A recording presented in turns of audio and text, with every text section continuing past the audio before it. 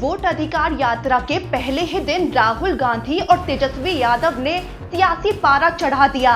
राहुल गांधी और तेजस्वी यादव ने बीजेपी और चुनाव आयोग पर ऐसा हमला बोला कि पूरा मैदान नारों से गूंज उठा और वो नारे थे वोट चोर गद्दी छोड़।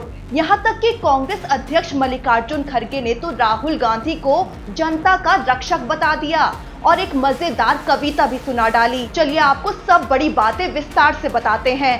बिहार की राजनीति में एक ऐसा सफर शुरू हो चुका है जिसे सिर्फ एक यात्रा नहीं बल्कि लोकतंत्र की जंग कहा जा रहा है, जिसका नाम है वोट अधिकार यात्रा, जिसे शुरू किया है राहुल गांधी ने। यात्रा की शुरुआत सासाराम की जमीन से हुई है। मल्लिकार्जुन खड़गे, राहुल गांधी, लालू यादव, तेजस्वी यादव समेत विपक्ष के दिग्गज नेता मौजूद रहे। इस दौरान राहुल गांधी और तेजस्वी यादव ने जो बातें कही, उन्होंने माहौल को और भी विस्फोटक बना दिया। सवाल खड़े हो गए, क्या लोकतंत्र पर बीजेपी डाका डाल रही है और क्या बिहार से उठी ये जंग पूरे देश का पासा पलट देगी? अब आपको बताते हैं कि किसने क्या बड़ी बातें कही।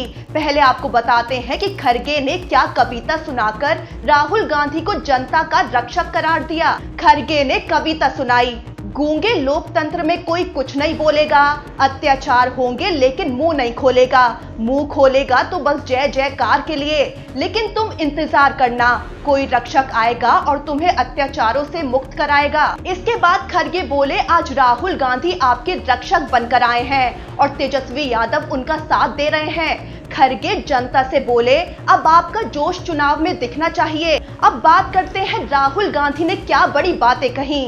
राहुल गांधी बोले कि ये संविधान को बचाने की लड़ाई है। पूरे देश में बीजेपी, आरएसएस संविधान को मिटाने पर तुली है। वो बोले कि जहां भी चुनाव होता है ये जीत जाते हैं। राहुल गांधी बोले कि महाराष्ट्र में ओपिनियन पोल कह रहे थे कि महागठबंधन जीतेगा, लोकसभा में हम जीते भी, लेकिन 4 महीने में उसी क्षेत्र में हम हार गए। राहुल गांधी ने कहा कि जांच में पता चला कि 1 करोड़ नए वोटर जादू से पैदा हो गए। राहुल गांधी भड़के कि बिहार की जनता वोटों की चोरी नहीं करने देगी। गरीब और कमजोर लोगों के पास सिर्फ वोट का हक है और हम इसे छीनने नहीं देंगे।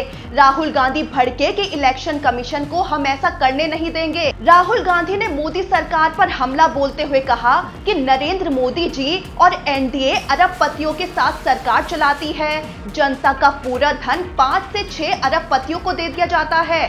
राहुल गांधी ने आरोप लगाया कि ये लोग जाति जनगणना नहीं करवाएंगे। दबाव में आकर मोदी जी कह तो देते हैं, लेकिन असलियत ये है कि ये कभी जाति जनगणना नहीं कराएंगे। वहीं राहुल गांधी ने दावा किया कि वो 50% आरक्षण देंगे। राहुल गांधी ने एक और गंभीर आरोप लगाया।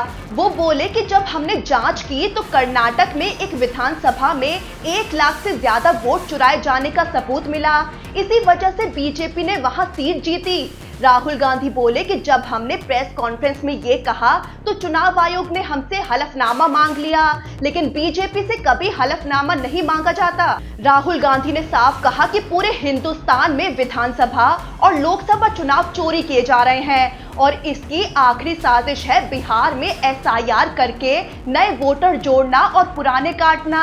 राहुल गांधी भड़के कि हम इन्हें बिहार चुनाव चोरी नहीं करने देंगे। इसी के साथ तेजस्वी यादव ने भी हमला बोला। तेजस्वी यादव ने सभा में कहा कि आपके वोट की चोरी नहीं हो रही है बल्कि डाका डाला जा रहा है। वो बोले कि बिहार लोकतंत्र की जननी है और राहुल गांधी तेजस्वी यादव की जोड़ी यहां से वोट के अधिकार को खत्म होने नहीं देगी। तेजस्वी यादव बोले कि आज वो वोटर लिस्ट से नाम काट रहे हैं, कल पेंशन और राशन कार्ड से भी नाम काटेंगे। वो भड़के कि मोदी सरकार बिहार के लोगों को चूना लगाना चाहती है, लेकिन उन्हें ये पता नहीं है कि बिहार के लोग खैनी के साथ चूना मिलाकर खा जाते हैं। तेजस्वी यादव आगे बोले कि लोहिया जी कहते थे वोट का अधिकार यानी चोट का अधिकार, और यही अधिकार हमसे छीना जा रहा है।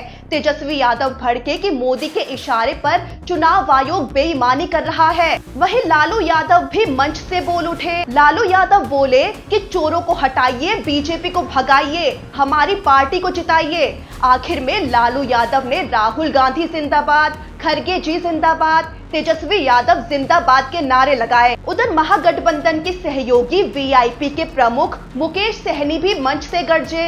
मुकेश सहनी बोले कि अगर वोट का अधिकार ना होता तो लालू यादव मुख्यमंत्री नहीं बनते और मैं मल्ला का बेटा मंत्री नहीं बनता। वो बोले कि देश के लिए जैसे सरकार जरूरी है वैसे ही विपक्ष भी जरूरी है। वो भड़के कि लेकिन आज चुनाव आयोग हमारे खिलाफ प्रेस कॉन्फ्रेंस कर रहा है, ये बताने के लिए काफी है कि आयोग मोदी जी की जेब में है। वहीं मुकेश सहनी ने दावा किया कि आने वाले समय में बिहार में बदलाव आएगा। वहीं आपको बता दें कि राहुल गांधी की वोट अधिकार यात्रा 17 दिनों तक चलेगी। इसमें 23 जिले और 50 विधानसभा सीटें शामिल होंगी। सासाराम से सभा के बाद राहुल गांधी औरंगाबाद जाएंगे, जहां किसानों से मिलेंगे। इसके बाद वो डेहरी पहुंचकर थाना चौक से पैदल मार्च शुरू करेंगे। इस मार्च में तेजस्वी यादव, मुकेश सहनी और महागठबंधन के बड़े नेता उनके साथ होंगे। राहुल गांधी और विपक्ष ने कई गंभीर सवाल उठाए हैं। सवाल कि बीजेपी पर एंटी इनकम्बेंसी का असर क्यों नहीं होता? पहले चुनाव एक दिन में होते थे, अब इतने लंबे क्यों चलते हैं? चुनाव आयोग इलेक्ट्रॉनिक डेटा क्यों नहीं देता है?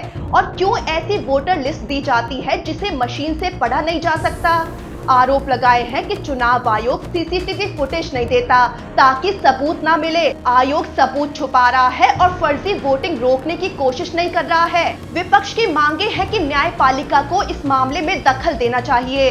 चुनाव आयोग को लोकतंत्र की रक्षा करनी चाहिए, ना कि किसी पार्टी को जिताने का साधन बनना चाहिए। अब एक सवाल कि इस यात्रा की शुरुआत सासाराम से ही क्यों की गई? तो सासाराम शाहाबाद रीजन का हिस्सा है, जिसमें रोहतास, काराकाट, बक्सर और भोजपुर जिले आते हैं। यहाँ दलित, पिछड़ा वर्ग और मुस्लिम वोटर चुनावी नतीजों में बड़ा रोल निभाते हैं। तो राहुल गांधी की वोट अधिकार यात्रा सिर्फ बिहार की नहीं बल्कि पूरे देश की लोकतंत्र की लड़ाई बन चुकी है। यहाँ सवाल चुनाव आयोग की निष्पक्षता का है, वोटर लिस्ट की पारदर्शिता का है और संविधान की रक्षा का है। बिहार की धरती से उठी ये आवाज क्या दिल्ली की सत्ता तक पहुँचेगी?